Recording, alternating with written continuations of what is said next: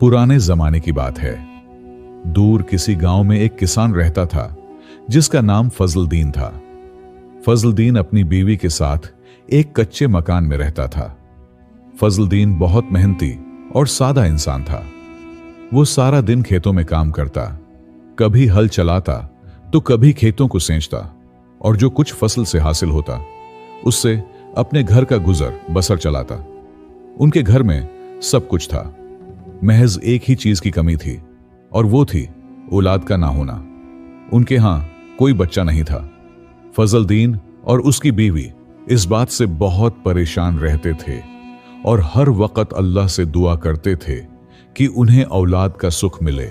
एक दिन सुबह सवेरे फजलदीन ने नमाज अदा की और सूरज निकलने से पहले अपने 2 बैल लिए खेतों की तरफ चला गया। सारा दिन वो खेतों में हल चलाता रहा। जब उसने सारा काम मुकम्मल कर लिया तो उसे भूख सताने लगी, इसीलिए उसने बैलों को वापस घर की तरफ मोड़ लिया। वो मन में सोच रहा था, घर जाकर ही कुछ खा लूंगा।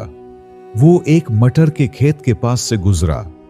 उसने सोचा, क्यों ना मैं कुछ मटर तोड़कर खा लूं, उससे थोड़ी भूख कम हो जाएगी। उसने बैलों को एक दरख्त के पास बांधा और आहिस्ता से मटर के खेत में चला गया। उसने कुछ ताजा पहलियां उतारे और खाने लगा। मटर खाते खाते उसकी नजर अचानक पास में ही किसी हिलती हुई चीज पर पड़ी। उसने करीब जाकर देखा तो उसकी हैरानी का ठिकाना न रहा। वहां एक बहुत ही प्यारी और नन्ही सी बच्ची पड़ी हुई थी। फजलदीन ने चारों तरफ देखा, दूर दूर तक कोई भी नहीं था। उसने काफी देर तक इंतजार किया, लेकिन कोई नहीं आया। थक हार कर उसने आसमान की तरफ देखा और अल्लाह से दुआ की, ए अल्लाह, मैं इस बच्ची को अपनी बेटी समझकर घर ले जा रहा हूं। ये कहकर उसने उस बच्ची को बहुत प्यार से उठाया और अपने घर की तरफ चल दिया। घर पहुंचकर उसने वो बच्ची बीवी की गोद में रख दी। बीवी एकदम से चौंक गई। ये कौन है और आप इसे कहां से लाए? उसने हैरानी से पूछा। फजलदीन ने मुस्कुराते हुए कहा, शायद ये अल्लाह का हमारे लिए इनाम है। फिर उसने बीवी को पूरी बात बताई। बीवी की आंखों में आंसू आ गए। वो उस नन्ही सी बच्ची को देखकर बहुत खुश हुई। बोली, ये तो अल्लाह ने हमें बहुत बड़ा तोहफा दिया है। उस दिन से फजलदीन और उसकी बीवी ने उस बच्ची को अपनी ही बेटी मानकर पालना शुरू कर दिया। उन्होंने उस बच्ची का नाम युसरा रखा। वो दोनों उसकी बहुत देखभाल करने लगे। युसरा अपने वालिदैन के प्यार में बड़ी होने लगी। वक्त आहिस्ता आहिस्ता गुजरता गया, लेकिन किस्मत को शायद कुछ और ही मंजूर था। युसरा 10 साल की हो गई।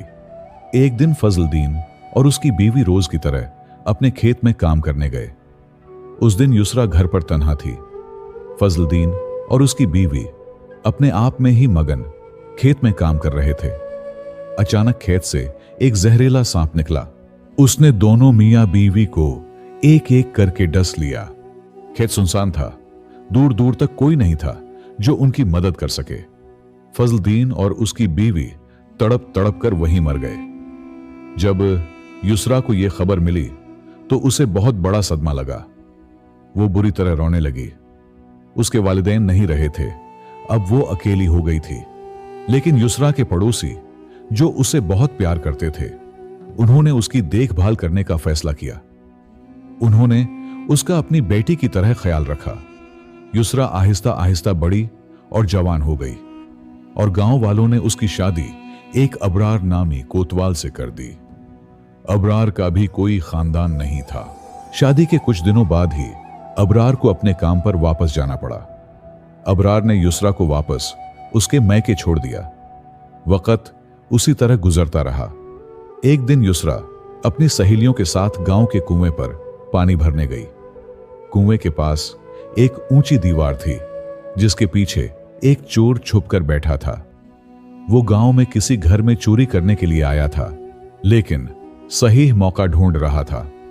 जब युसरा और उसकी सहेलियां कुएं पर पहुंचे तो वो आपस में बातें करने लगे।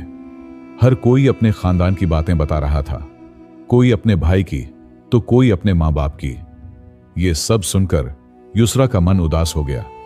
उसने अपनी सहेलियों से कहा, काश मेरा भी कोई भाई होता जो मेरे लिए तोहफे लाता।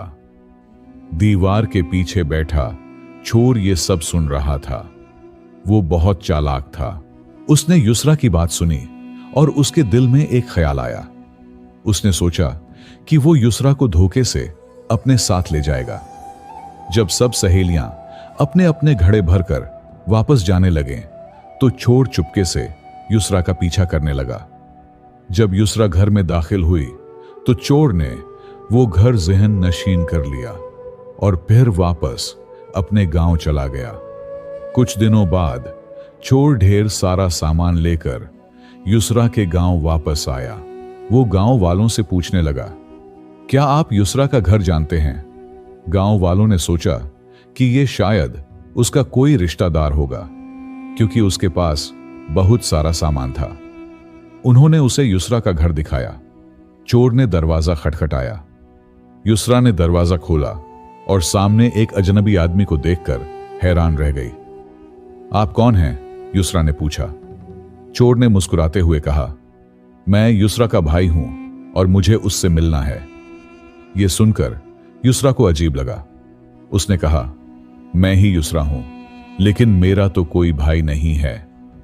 चोर ने कहा, नहीं बहन, मैं तुम्हारा ही भाई हूं। जब तुम सिर्फ 3 महीने की थीं, तब हमारे वालिदैन तुम्हें खेत में अकेला छोड़कर काम करने गए थे। उसी वक्त कोई जानवर तुम्हें उठाकर ले गया था। उस वक्त में सिर्फ 7 साल का था। हमने तुम्हें बहुत ढूंढा, लेकिन तुम नहीं मिली। आज जब मां को पता चला कि तुम उस गांव में रहती हो, तो उन्होंने मुझे भेजा। चोर ने कहा, मां की तबीयत ठीक नहीं है, वो तुमसे मिलना चाहती हैं। तुम 2-4 दिन के लिए हमारे घर चलो, मां से मिल लेना। मैं तुम्हें फिर से यहीं छोड़ जाऊंगा। युसरा यह सुनकर बहुत जज्बाती हो गई। उसने सारा सामान देखा और खुशी से फूली न समाई। रात को उसने चोर की खूब खातिर तवाजू की। सुबह होते ही वो चोर के साथ अपनी मां से मिलने के लिए निकल पड़ी। घर से निकलने से पहले उसने अपनी पड़ोसन को चाबी देते हुए कहा, मैं अपने भाई के साथ मैके जा रही हूं, कुछ दिनों बाद वापस आ जाऊंगी। अगर मेरे शौहर आए तो उन्हें ये चाबी दे देना। युसरा और चोर कुछ दूर ही चले थे कि युसरा को बहुत जोर की प्यास लगी। उसने चोर से कहा, भाई मुझे पानी पीना है। चोर ने जवाब दिया, आगे कुआं है बहन, वहां पानी पिला दूंगा। युसरा ने रास्ते में 3-4 बार पानी मांगा, लेकिन चोर हर बार यही कहता रहा, आगे कुआं है, वहां से पी लेना। जब चोर का गांव करीब आया तो युसरा ने फिर कहा, भाई अब तो गांव आ गया है, अब तो पानी पिला दो, मुझे बहुत प्यास लगी है। इस बार चोर को गुस्सा आ गया। उसने कहा, मैं तुम्हारा कोई भाई नहीं हूं, कब से भाई भाई की रट लगा रखी है। युसरा समझ गई कि उसके साथ धोखा हुआ है। जैसे ही वो चोर के घर में पहुंचे, युसरा ने देखा कि सामने एक चारपाई पर चोर की मां बैठी थी। चोर ने अपनी मां से कहा, देखो मां, मैं तुम्हारे लिए कितनी खूबसूरत बहू लाया हूं। यह सुनकर युसरा हैरान रह गई। उसने चोर की तरफ देखा और कहा, तुमने तो मुझे अपनी बहन कहा था। चोर हंसा और बोला, जब तुम कुएं पर पानी भर रही थी तभी मैंने तुम्हें पसंद कर लिया था, इसलिए मैं तुम्हें धोखे से यहां लाया हूं। कुछ वक्त बाद चोर के बाकी 2 भाई भी घर आ गए। उनमें से एक मसूद था, जिसकी एक आंख नहीं थी। उन सब ने युसरा को देखा और उसकी खूबसूरती देखकर आपस में लड़ने लगे। हर कोई कहने लगा कि वो युसरा से शादी करेगा। चोरों की मां ने यह देखकर कहा, मेरे प्यारे बेटो, तुम इस लड़की के लिए आपस में मत लड़ो। तुम सब चोरी करते हो, अब की बार तुम सब चोरी करने जाओ, और जो सबसे कीमती सामान लेकर आएगा मैं उसी के साथ इस लड़की की शादी कर दूंगी। चोर बहुत खुश हुए और चोरी करने के लिए निकल गए। युसरा ने सोचा, यह जगह बहुत खतरनाक है, मुझे यहां से किसी भी तरह निकलना होगा। एक दिन चोरों की मां ने युसरा से कहा, बेटी तुम तो बहुत खूबसूरत हो, तुम्हारे बाल भी काले और घने हैं, तुम ऐसा क्या करती हो? युसरा ने अपनी चालाकी से कहा। कुछ नहीं माँ जी, मैं अपने बालों का बहुत ख्याल रखती हूं। आइए, मैं पहले आपको नहला देती हूं, फिर बाल बनाऊंगी। चोरों की मां को यह सुनकर बहुत अच्छा लगा और वो मान गई। युसरा ने चूल्हे में आग जलाई और एक बड़े बर्तन में पानी भरकर गर्म होने के लिए रख दिया। जब पानी अच्छी तरह उबलने लगा तो उसने बुढ़िया से पूछा, माँ जी, आपके साफ कपड़े कहां हैं? बुढ़िया ने अपनी कमर से चाबी निकाल कर दी और कहा, अंदर संदूक में रखे हैं। युसरा ने संदूक खोला तो उसकी आंखें खुली रह गईं। संदूक में कपड़े, बहुत सारा सोना और चांदी रखा था। युसरा उस वक्त तो चुपचाप बुढ़िया के कपड़े लेकर आ गई। जब बुढ़िया आराम से बैठ गई तो युसरा ने पूरा उबलता हुआ पानी उस पर डाल दिया। बुढ़िया दर्द से तड़पने लगी और थोड़ी देर में ही मर गई। युसरा ने उसे नए कपड़े पहनाए और एक चादर से ढांप कर चारपाई पर लिटा दिया, जैसे कि वो सो रही हो। फिर उसने घर में रखी एक बिल्ली को आटा पीसने वाली चक्की से बांध दिया। बिल्ली इधर उधर भागने लगी तो चक्की चलने लगी। अब युसरा ने वो सारा चोरी का सामान जो संदूक में था एक बैलगाड़ी में रखा और अपने गांव की तरफ चल पड़ी। जब युसरा अपने गांव पहुंची तो सबने सोचा कि उसकी मां ने उसे बहुत सारा सामान और जेवर दिया है। किसी को कुछ पता नहीं चला। इधर जब चोर चोरी करके वापस आए तो उन्होंने देखा कि दरवाजा बंद है, लेकिन अंदर चक्की चल रही है। उन्हें लगा कि युसरा काम कर रही है। उन्होंने आहिस्ता से दरवाजा खोला और अंदर झांक कर देखा। उनकी मां चारपाई पर सो रही थी और बिल्ली चक्की चला रही थी। उन्होंने अपनी मां को आवाज लगाई, लेकिन कोई जवाब नहीं मिला। जब उन्होंने पास जाकर देखा तो उनकी मां मर चुकी थी। वो जल्दी से संदूक की तरफ भागे और देखा कि सारी दौलत और जेवर गायब थे। चोरों ने अपना माथा पीट लिया। उनकी मां भी मर गई थी और उनकी सारी दौलत भी चोरी हो गई थी। उन्हें बहुत गुस्सा आया। उन्होंने अपनी मां का कफन दफन किया और युसरा को ढूंढने निकल पड़े। उन्हें यकीन था कि यह काम युसरा का ही था। ढूंढते ढूंढते वो रात को युसरा के गांव पहुंचे। युसरा को मालूम था कि चोर उसे ढूंढते हुए जरूर आएंगे, इसलिए उसने अपने घर का दरवाजा हटवाकर वहां एक दीवार बनवा दी थी। जब चोरों ने युसरा का घर देखा तो वो हैरान रह गए। बड़े चोर ने कहा, घर तो यही है, लेकिन दरवाजा कहां गया? सब भाई आपस में बातें करने लगे। उनकी आवाज सुनकर युसरा जाग गई और उनसे निपटने के बारे में सोचने लगी। चोरों ने सोचा, दरवाजा नहीं मिल रहा तो दीवार में सुराख करते हैं। वो दीवार में सुराख करने लगे। युसरा ने महसूस किया कि वो दीवार में सुराख कर रहे हैं। उसने एक दरांती ली और दीवार के पास छुपकर खड़ी हो गई। जब चोरों ने इतना बड़ा सुराख कर लिया कि वो अंदर आ सकें, तो एक चोर ने अपना मुंह अंदर किया। जैसे ही उसका मुंह अंदर आया, युसरा ने दरांती से उसकी नाक पर वार किया। उसकी नाक कटकर जमीन पर जा गिरी। चोर दर्द से चिल्लाता हुआ पीछे हट गया। बाकी के चोरों ने अपने भाई की हालत देखी तो डर गए और भाग गए। उन्होंने गांव के हकीम से अपने भाई का इलाज करवाया और युसरा से बदला लेने की ठानी। इस बार वो युसरा के घर के बारे में पूरी मालूमात लेकर आए। वो रात में चुपके से घर में गए और युसरा को चारपाई समेत ही उठा लिया। थोड़ी दूर चले तहे कि हल्की हल्की बारिश होने लगी। युसरा की नींद खुली और उसे समझ आ गया कि उसे चोर उठा ले जा रहे हैं। वो एक बड़े बरगद के दरख्त के नीचे से गुजरे। युसरा ने झट से बरगद की एक टहनी पकड़ ली और दरख्त पर चढ़ गई। पीछे पीछे आ रहा मसूद ये सब देख रहा था। उसने अपने भाइयों से कहा, भाई, लड़की तो दरख्त पर चढ़ गई है। बाकी भाई हंसे और बोले, क्या अंधेरे में तुम्हें कुछ ज्यादा दिखाई दे रहा है? क्या हम पागल हैं? मसूद ने कहा, एक बार चारपाई नीचे उतार कर तो देखो। जब उन्होंने चारपाई को नीचे उतारा तो देखा तो युसरा वाकई उस पर नहीं थी। मसूद ने कहा, देखो वो ऊपर बैठी है।